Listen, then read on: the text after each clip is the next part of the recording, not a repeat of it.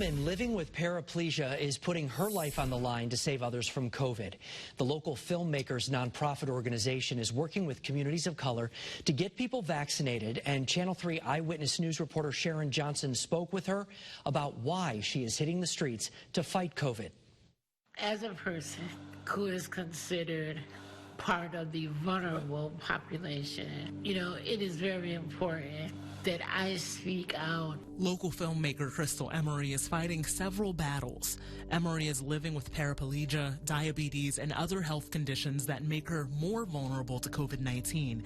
Emery is one of the most vulnerable to the deadly disease, but she's confronting it so that others will have a fighting chance against it. Out of my concern of watching my grandfather, my cousins die, and taking my talents of our humanity was created. Emery and her team run a life-saving initiative called Our Humanity. It's a campaign bringing information about COVID-19 to Black and brown communities. Health guidelines and myth-busters are blasted through public service announcements, community organizing, video messages, and other platforms.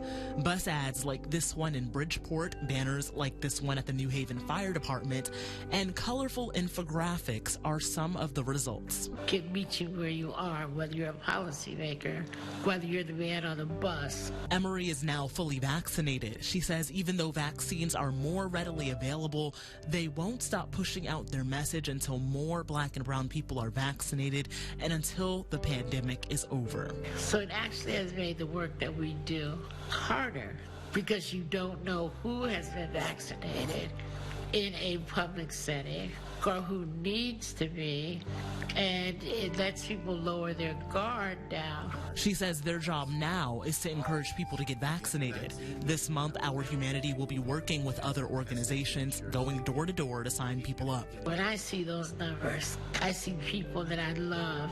I see people that I grew up with. And so it's extremely important that I need you to get that vaccine to protect me and other people. Emery says the pandemic has changed her life like it's changed everyone else's. What hasn't changed is her mission to create a more equitable world through media. Instead of us, we need to remember that getting the vaccine is keeping us in a place where we can make a change and a difference. Reporting in Hampton, Sharon Johnson, Channel 3 Eyewitness News. Sharon, thank you. Also right now at 5:30, happening right now, in fact, Mothers United Against Violence and other community members have gathered here in Hartford for a prayer vigil. They're at the Milner School parking lot to pray for 16-year-old Jamari Preston.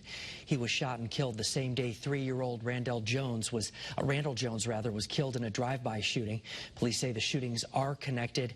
They have not made any arrests. Still ahead tonight, joining forces to get vaccines into every arm, the efforts a local hospital is making to cover every inch of Hartford. Also ahead, a special surprise for a local veteran, how the community's coming together to honor the life of a local hero. And then at 6, rooting for the home team, the Yard Goats.